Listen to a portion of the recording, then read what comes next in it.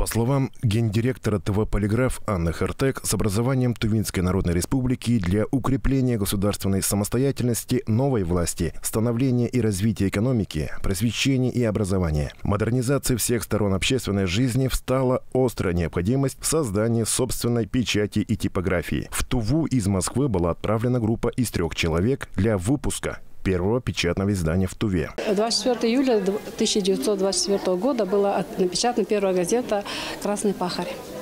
Не тувинская, правда? Нет, она называлась сначала «Красный пахарь».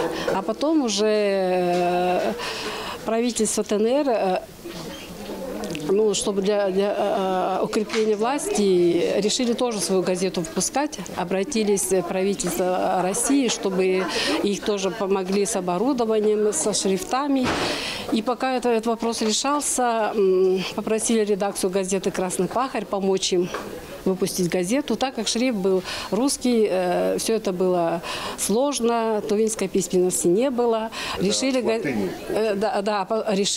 напечатать газету «Шин» на монгольском языке. Поэтому газета «Шин» выходила на монгольском языке. Даже уже потом, когда перешли на латиницу, также ведь тогда только стала газета выходить, это в 1931 году, «Шин» на тувинском языке. 2 отдельные маленькие типографии, газета «Красный пахарь», впоследствии переименованной в «Тувинскую правду», и газета «Шин» объединились, и в том же году появилась тувинская типография. Стоит отметить, что ТВ «Полиграф» был первым в Туве предприятием социалистического труда. Участвовали в стахановском движении, перевыполняя план по выпуску газет. Имели даже свою собственную футбольную команду, которая в свое время в Туве была у всех на слуху.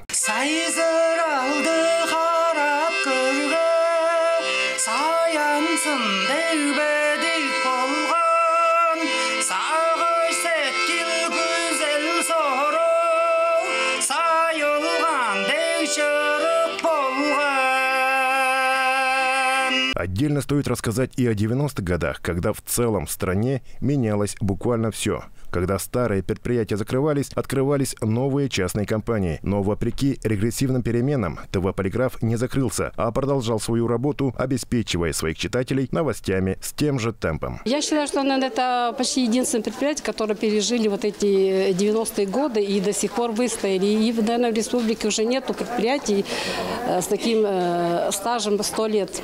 Это мы выстояли. Славный трудовой путь предприятия был отмечен большими успехами и крупными трудовыми достижениями. С началом его деятельности во многом связывают историю появления рабочего класса и промышленности в Туве. 80-го года закончили Новосибирское училище. После этого мы уже приехали около где-то 30 ребята, парни и девчонки приехали на типографии. Это коммунистические труда. У нас в типографии очень много людей работали 3 смены.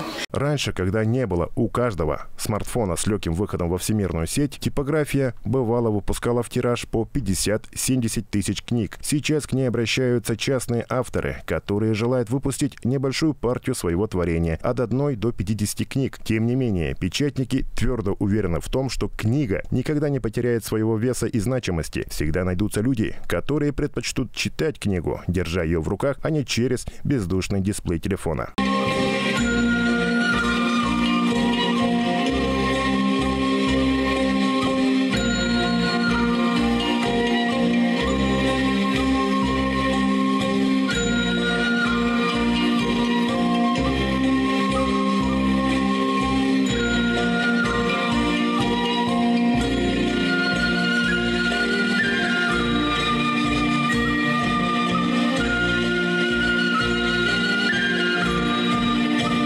Как отметил первый русский ученый-естествоиспытатель Михаил Ломоносов, народ, не знающий своего прошлого, не имеет будущего. Поэтому о переменах после появления первой типографии в Туве нам рассказал кандидат исторических наук. Одна из социальных сфер значимое предприятие – это типография. Но потом совпало как раз с политикой Тувинской Народной Республики, это ликвидация безграмотности, с тем, чтобы, народ, учил, стали. Это дал большой шаг в посвящении нашего, значит, тувинского народа. То есть, получается, мы от кочевнического образа жизни сразу, ну, по тем временам называется социализм, да, социалистический строй. И это, а там должны все грамотно, это, значит, появление типографии играет очень большую роль. На празднование векового юбилея министр земельных и имущественных отношений Тувы Аян Допуйол вручил отличившимся работникам и ветеранам типографии почетные грамоты и благодарности от главы Тувы.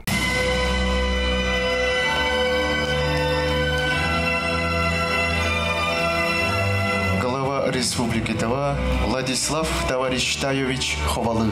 Поздравляю с юбилеем ветеранов, работников предприятий. Желаю им здоровья, счастья, творческих успехов. Республиканская типография сегодня в рабочем строю и с присущим этому старейшему производственному предприятию Тувы оптимизмом смотрит в будущее. Эрец Мангуш, Буян Мангуш, Мирана Иргит, телеканал Тува-24.